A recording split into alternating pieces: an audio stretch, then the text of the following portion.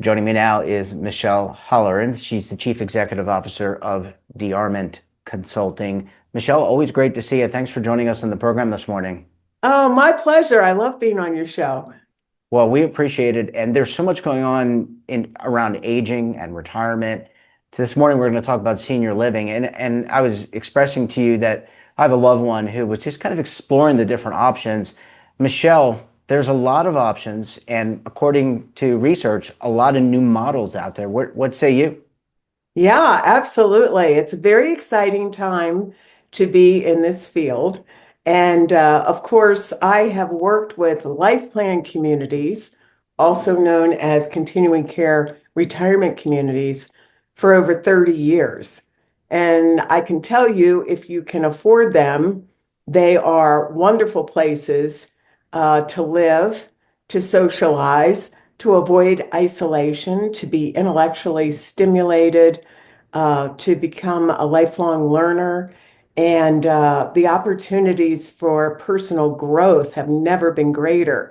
These places are becoming less about the hospitality model and amenities and more about connection and finding purpose. And most people come in their early 80s to these places, Jeffrey, but I will tell you that most of them, the vast majority of them, because I do the research, say they wish they would have come much earlier because they're just such stimulating environments for older adults. So, having said that, there are many new models to choose from as well. If you don't have the kind of means, and many of us don't, who are in the baby boomer population, we just haven't saved as much as we need to save in order to be able to afford some of these high entrance fees and ongoing monthly fees.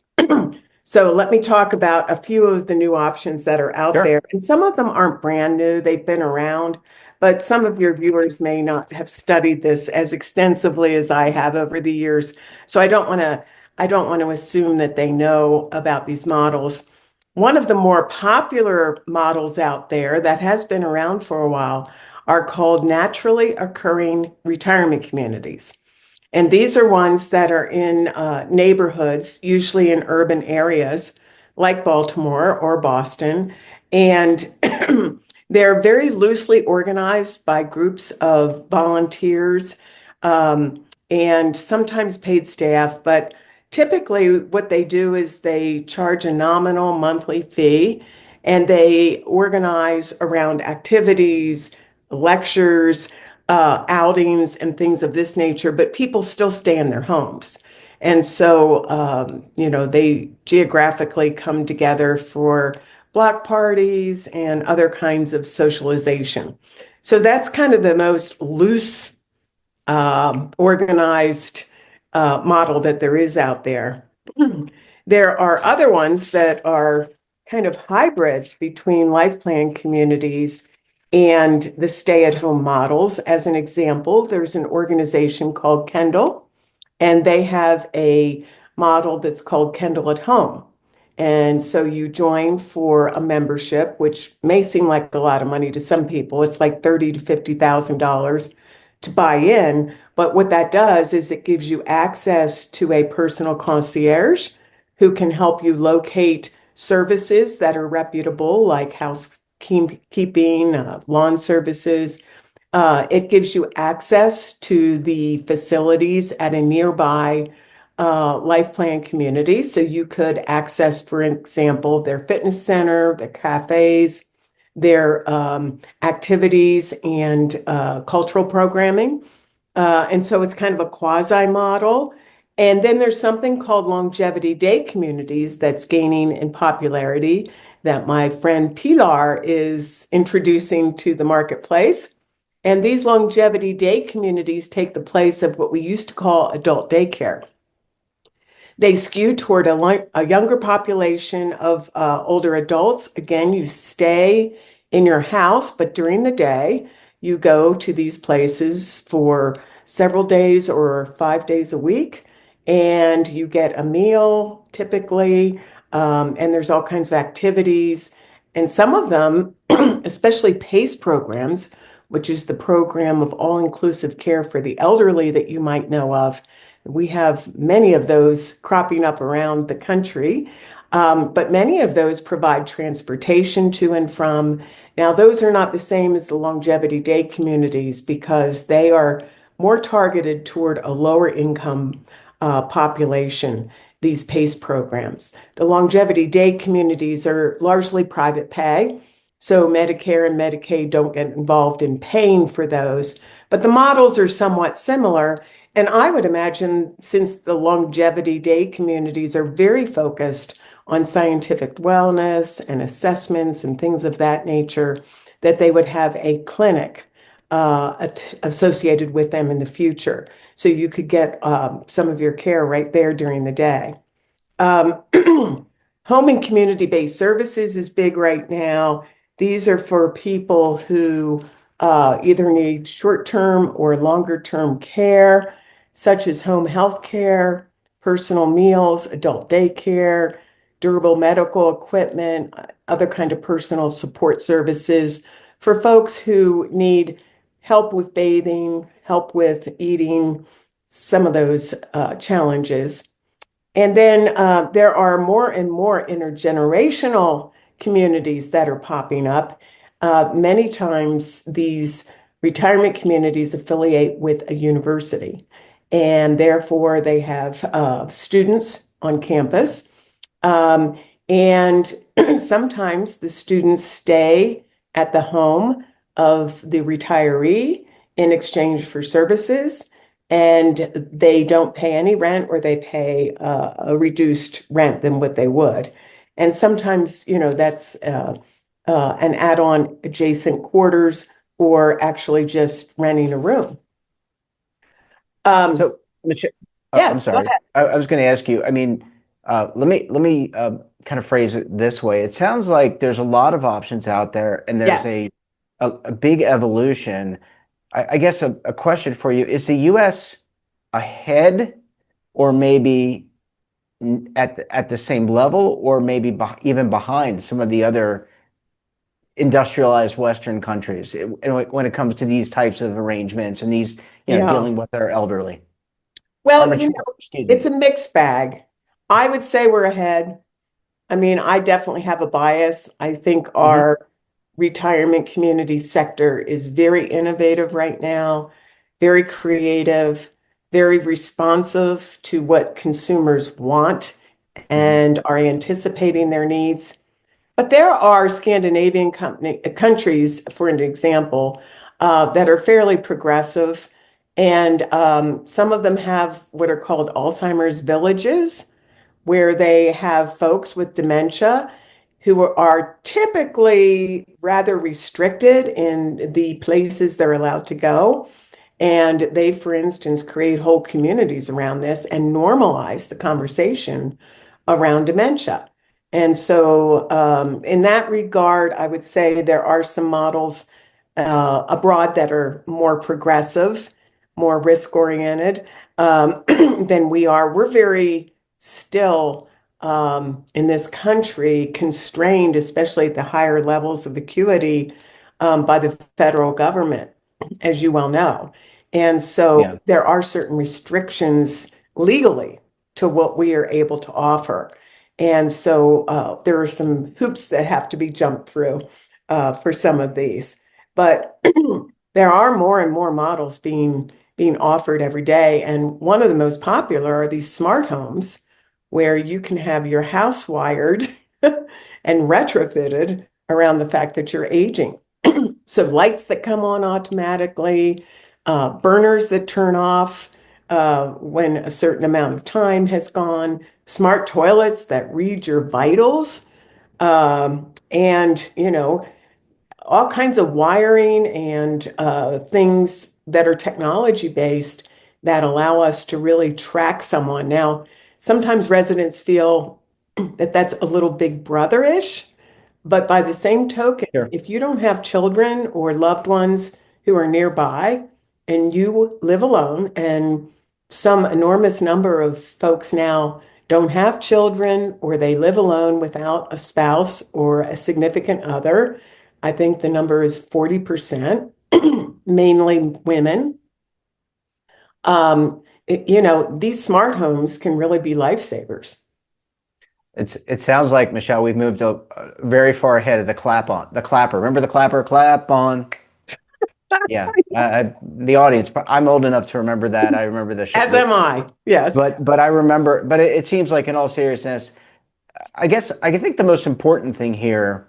I want to get to the selection process in a second, but I think from my perspective, as someone who I'm in my 50s, I'm going to be in this place at some point, maybe sooner, maybe later. I don't know. But it seems like the US in particular and other countries are really adapting, trying to find what fits, or at least provide a multitude of options for people to consider. Yeah. Well, the boomers have really changed the landscape. And I'm a boomer. I'm kind of more in the middle section. But the oldest boomers are turning 80 this year, Jeff. And so that has really put some healthy pressure on our sector of senior living to anticipate needs, to be in touch with needs, and to understand what's going on. And one of the realities is that we have forgotten the middle market, meaning that we have not enough, but we have a significant amount of uh, low income, affordable housing for seniors. Hmm. And as I said, we never have enough. There are many people who want to get into those places who can't yet. They're on waiting lists. Um, and it's a lottery system, so some people will never access that. And then we have the high end. But the middle market has been kind of forgotten. And so we're spawning many more new models that are geared toward people who have incomes in the range of, let's say, 25,000 to 75,000 in income and assets, who cannot afford this end of the spectrum and are not eligible for the lower end of the spectrum. So they're kind of caught in the middle. And so, yeah, I think we're doing a really good job coming up with alternatives right now. And again, we can't spawn these quickly enough for the demand that's going to be out there, because this is the biggest cohort of aging Americans that we've ever seen come through our doors. So two follow questions for you, and we'll bring you back again because I enjoy talking to you, and this is an area clearly where we need to have conversations and get more people informed. So if I'm thinking about this for a loved one, for myself, someone in that boomer cohort, and what do I think about in terms of what's right for me? Is it really just based on my wallet or my digital wallet, my Apple Pay wallet? Because it would seem that a lot, I could be limited depending on how much money I have. So that's Yeah. my first final question. Okay. And it's a legitimate question, Jeffrey. I think that we have to recognize that, even if people don't have a good annual income, they might have assets that they could draw in, from. So it's not just about money. It's also about something that my friend Ryan Frederick talks about. I don't know if you know Ryan, I do but not. he has a company called Here, Here. And that's based on the fact that there really needs to be place planning. There are some places that are much more conducive to retirement than others. And it's not just about the weather. It's just not about how close you are to your relatives or loved ones. It's also about things like taxes. It's also about accessibility. It's also about the culture of a place and whether or not like-minded people are going to be there or not with you. But we do know this: isolation is really a bad thing as you Yeah. grow older. Having connection is extremely important. It's one of the hallmarks of blue zone communities and countries. And so making sure that you have the right socialization, in my view, is equally important to considering the financial or the proximity to your relatives. I think, they say now to be isolated extensively takes 7 years off of our lives. Yeah. And I can believe that. I can believe that. My last question for you, Michele. We got a lot of younger people, obviously, in the country. We don't just have mature people like Right. myself. Um, is this something they should be thinking about now? I don't want to be Debbie Downer. I don't want to spoil someone's their entire life. But when I think about, I come from the retirement world, so the retirement savings world. We were always taught early on in my career that age 65 you check out and you sit on a rocking chair so for these younger kids, should they be aware of these options? Younger people, I should say, be aware of these options and really bake that into their retirement assumptions. It would seem to me that you can't figure out what your longevity is going to be because that's up to your creator. But you probably want to know, kind of have an idea because that helps you figure out how much you need to save in order to live Yeah. comfortably at the end or later on, not at the end, later on. I think the financial question is a real one. And I defer to experts like you on that and how to do that. The two things that I would say, number one, younger people have to start understanding that they will eventually get to this age too. Oh yeah. It behooves them to create language and a culture that is not ageist, because one day they will be there. Yep. And ageism is a real plague in our society. And how we think about our own aging, whether that's a positive experience or a neutral or a negative experience, makes a big difference. So if I'm a young person and I'm dreading getting older and I'm holding on for dear life to my youth, you're going to be sorry one day. Do not take that attitude. So that's one way that we can start thinking as a younger person about preparing for our aging and our retirement. Yeah. And number I two, Go ahead. I would say that people are in the workplace a lot longer. And so if your goal is to retire at 62, you might want to think again. And you might want to keep your skills sharp and flexible and create new opportunities for yourself as you get older. Get as many opportunities as you possibly can, as many skill sets as you can, so that you can have some financial flexibility. I'm still working. I'm 70 years old. I plan to keep working until I'm 80. And so, at least. And so, I've had to reinvent myself several times. I started out as a researcher, and now I'm a strategic planner, I'm a leadership consultant, and I am an executive coach. So, I think reinventing yourself career wise. And then finally, I would say pay attention to your health span. It's not just about how long you live, it's how well you live. And Jeff, I have to correct you. It's not just about our creator and our genes. It's also, we have some measure of control. Certainly Yep. not 100%, but I would say at least 50% of how long and well we're going to age is up to us. So take care of your lifestyle choices at a young age, and it will really serve you well as you get older. Well, I will certainly take that correction. And Michele, it's always great talking to you.